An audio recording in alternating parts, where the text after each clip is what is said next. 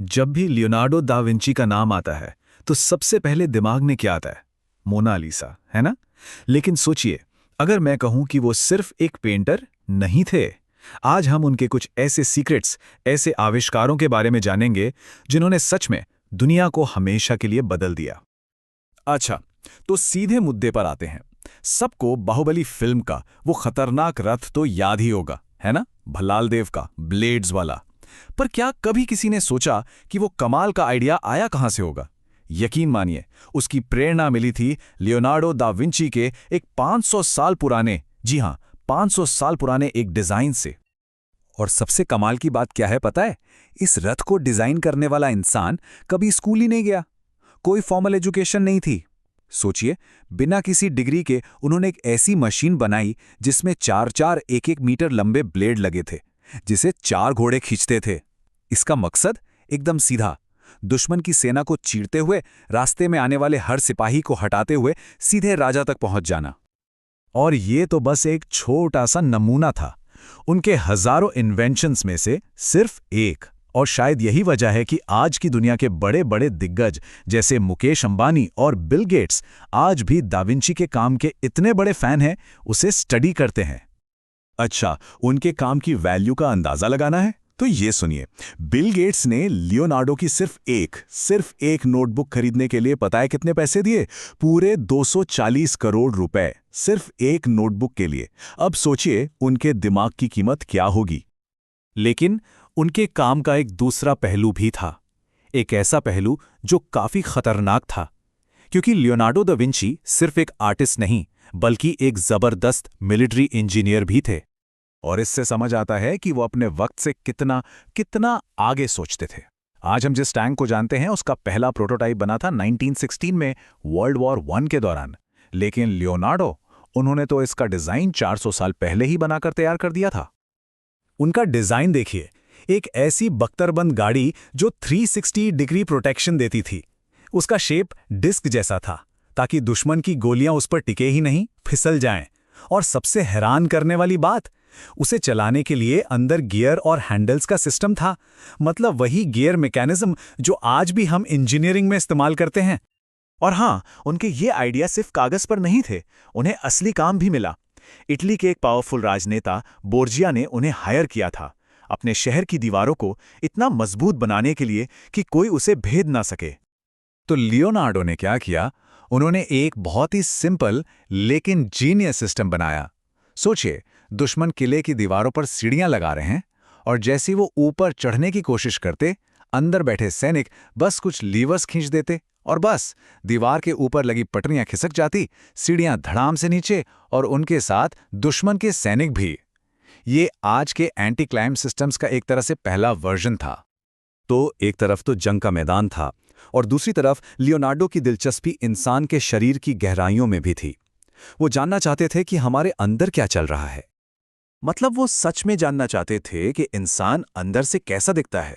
और इसके लिए उन्होंने जो किया वो कोई सोच भी नहीं सकता।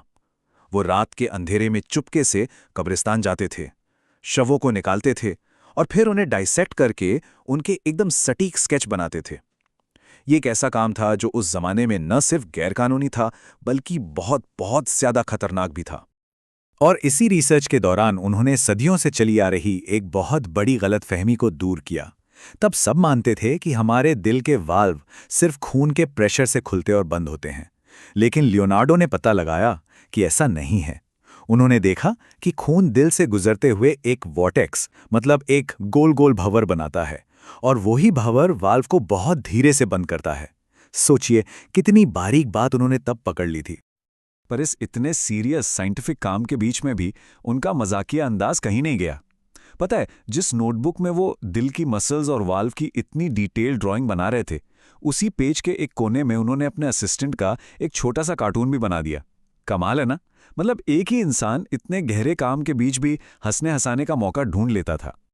चलिए अब उनके कुछ ऐसे डिजाइन देखते हैं जो इतने फ्यूचरिस्टिक थे कि वो अपने समय से सदियों आगे की बात कर रहे थे। जब 1903 में राइट ब्रदर्स ने पहली बार हवाई जहाज उड़ाया तो दुनिया हैरान थी। कई लोग तो उनका मजाक भी बना रहे थे, लेकिन लियोनार्डो, वो ये सपना 400 साल पहले ही देख चुके थे। उन्हें पक्का यकीन था कि इंसान भी पक्षियों की तरह आसमान में उड़ सकता है, और इसके लिए उन्होंने बड़े बड़े मैकेनिकल पंखों वाली फ्लाइंग मशीनें तक डिजाइन कर डाली थी। उनका एक और कमाल का ऑब्सेशन था परपेचुअल मोशन को लेकर। अब ये क्या है? परपेचुअल मोशन का मतलब है एक ऐसी मशीन जो एक बार चल पड़े तो बस चलती ही रहे, हमेशा, बिना किसी बाहरी एनर्जी के। इसी चक्कर में लियोनार्डो ने एक ओवरबैलेंस्ड व्हील का डिजाइन बनाया। उनका आइडिया था कि अगर पहिए के एक तरफ का वजन हमेशा बदलता रहे तो वो खुद ब खुद घूमता रहेगा, हमेशा के लिए। हाँ, हमें आज पता है कि ये फिजिक्स के नियमों के खिलाफ है, लेकिन ये दिखाता है कि उनकी सोच की कोई सीमा नहीं थी। वो इम्पॉसिबल को भी चैलेंज करने से नहीं डरते थे। फिजिक्स की उनकी समझ एक और बहुत ही प्रैक्टिकल इन्वेंशन में भी दिखती है, पुली सिस्टम। उन्होंने ऐसे जबरदस्त सिस्टम बनाए जिनकी मदद से एक अकेला इंसान उतना वजन उठा सकता था जिसके लिए पहले पूरी की पूरी टीम लग जाती थी। तो इन सारे इन्वेंशंस, इन सारे आइडियाज के बाद सवाल ये उठता है कि हम लियोनार्डो से क्या सीख सकते हैं? उनकी जीनियस का असली सीक्रेट क्या था? इसका जवाब हमें मिलता है 1502 के एक चैलेंज में। उन्हें एक काम मिला, इमोला शहर का एकदम सटीक टॉप डाउन नक्शा बनाना था। और ये उस जमाने में करना था जब ना कोई ड्रोन था, ना सैटेलाइट, कुछ भी नहीं। उस वक्त नक्शे बस किसी ऊंची पहाड़ी से देखकर बनाए जाते थे, जो बिल्कुल भी एक्यूरेट नहीं होते थे। तो लियोनार्डो ने क्या किया?